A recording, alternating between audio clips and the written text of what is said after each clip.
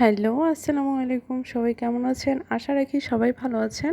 আমিও আলহামদুলিল্লাহ অনেক ভালো আছি। তো এবার আপনাদের জন্য নিয়ে আসছি দুর্দান্ত স্বাদের একটা পিঠার রেসিপি।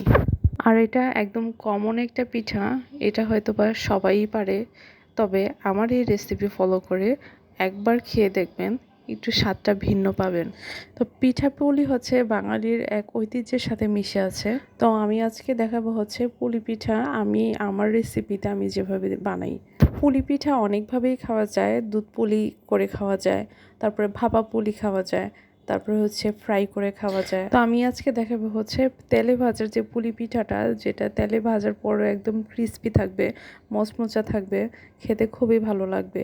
আর যেটা তেলে ভাজা এটা একটু ক্রিস্পি না হলে মজা লাগে না বা খেতে ভালোও লাগে না। তো আমি পিঠার জন্য প্রথমেই হচ্ছে যে পিঠার ভিতরের পুরটা রেডি করে নিব। তো আমি এই পুরের জন্য প্রথমে হচ্ছে গিয়ে আমি নিয়েছি এখানে সাদা তিল। যে সাদা তিল এটা আপনারা হচ্ছে যে কোনো মুদির দোকানে পেয়ে যাবেন বা সুপার শপে পেয়ে যাবেন। আর এটা কালো তিল দিয়েও করা যায়, তবে কালো তিল দিয়ে করলে আসলে দেখতে ভালো দেখায় না, একটু কালো লাগে, অনেকে খেতে চায় না বা পছন্দ করে না, যার কারণে আমি এখানে সাদা তিলটা নিয়েছি।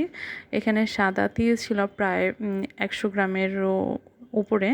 আর এখানে দিয়ে তিলটা আমি ভালো করে ধুয়ে হচ্ছে একটু ব্লেন্ড করে নিয়েছি। আপনারা যদি ব্লেন্ড না করেন তাহলে একটু পাটায় হালকা বাটা দিয়ে নিলেও পারবেন। ব্লেন্ডটা হচ্ছে কি একদম মিহি ব্লেন্ড করতে হবে না, এটা হচ্ছে হালকা একটু আধা ভাঙা, যেভাবে করা যায় আধা ভাঙা একটু করে নেবেন। তারপরে হচ্ছে আমি কড়াইতে দিয়ে দিয়েছি হচ্ছে এলাচ, দারচিনি আর হচ্ছে তেজপাতা। এটা আমি ফ্লেভারের জন্য দিয়েছি, আপনারা চাইলে স্কিপ করতে পারেন। তো এলাচ, দারচিনি, তেজপাতা দেওয়ার পরে একটু ভেজে নিয়েছি। তারপরে আমি হচ্ছে যে তিলটা হালকা ব্লেন্ড করে নিয়েছিলাম আধা ভাঙা করে, ওই তিলটা দিয়ে দিয়েছি। তারপরে দিয়েছি নারকেল কোড়ানো। নারকেল কোড়ানোগুলি আমার ফ্রোজেন করা ছিল। তারপরে দিয়েছি এখানে গুড়। এই গুড়টা দেওয়ার কারণে এখানে টেস্টটা মানে খুবই ভালো আসে। এখানে অনেকে হচ্ছে গিয়ে সাদা তিল দিলে অনেকে চিনিটা ক্যারামেল করে দেয় একটু কালারের জন্য। আর হচ্ছে আপনারা যদি চিনি, তো অনেকে এখন খুব স্বাস্থ্য সচেতন, চিনি খেতে চায় না, চিনির বদলে আপনারা এখানে গুড়টা দিতে পারেন অনায়াসে। আর হচ্ছে গুড়টা দেওয়ার পর আমি কিছুটা পানি দিয়েছি, দিয়ে হচ্ছে এটা কতক্ষণ জাল করে নিব সিদ্ধ হওয়ার আগ পর্যন্ত। এখানে তিলটাও সিদ্ধ হবে, তারপরে হচ্ছে গুড়টা মেল্ট হয়ে যাবে, আর হচ্ছে এখানে নারিকেলটাও খুব সুন্দর সিদ্ধ হয়ে যাবে।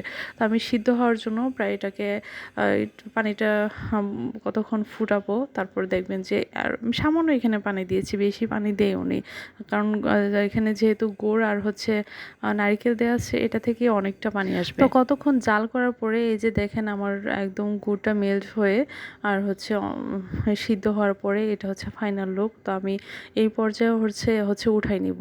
এটা আর হচ্ছে শুকানো লাগবে না, যেহেতু উঠে ঠান্ডা করে নিলে গুড়টা আর একটু শক্ত হয়ে যাবে। তো এটা সুন্দর একটা স্ট্রাকচার আসবে। তো এটা আমি হচ্ছে রাতে করে রেখেছিলাম, রাতে করে ঠান্ডা করে ফ্রিজে রেখে দিয়েছিলাম, যেহেতু সকালে বানাবো আমি পিঠাগুলি।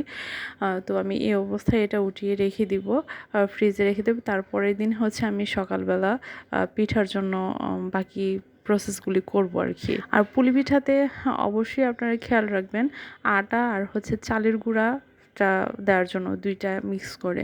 এখানে যদি আটা দিয়ে করেন তাহলে এটা ক্রিস্পি হবে না, আর হচ্ছে মজাও লাগবে না।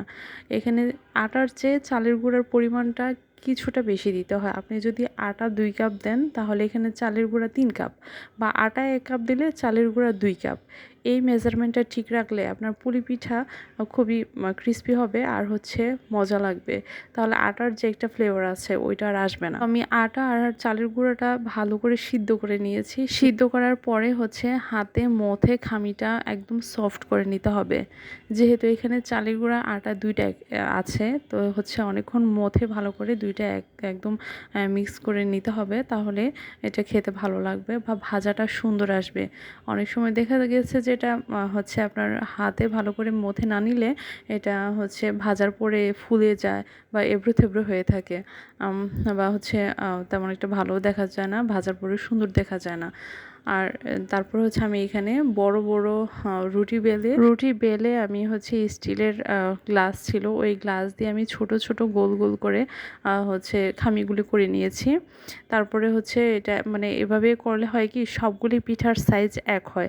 আর যদি একটা একটা রুটি বেলে বেলে করা হয়, রুটিগুলি করা হয়, তাহলে হচ্ছে একটা সাইজ ছোট একটা বড় দেখতে ভালো দেখা যায় না। আর এভাবে করে নিলে সবগুলি পিঠার সাইজ একদম সুন্দর হয়। আর হচ্ছে এই রুটিটা হচ্ছে একটু মোটা টাইপের রাখবেন, যেহেতু আমি একটু সাইড দিয়ে একটু খাঁচকাটা করব, যার কারণে আমি রুটিটা একটু মোটা রেখেছি। আর পাতলা হলে হচ্ছে ফেটে যাওয়ার সম্ভাবনা থাকে, একটু মোটা রাখলে ফাটবে না ভাজার পরেও। তো ভিতরে পোরটা দিয়ে আপনারা তো দেখলেনই, ভিতরে পোর দিয়ে আমি খুব সুন্দর করে খাঁজ কেটে নিয়েছি সাইড দিয়ে। তারপরে হচ্ছে তেলটা একটু ভালো করে হিট হয়ে আসলে দেন আমি এক এক করে তেলে দিয়ে দিব সবগুলি পিঠা।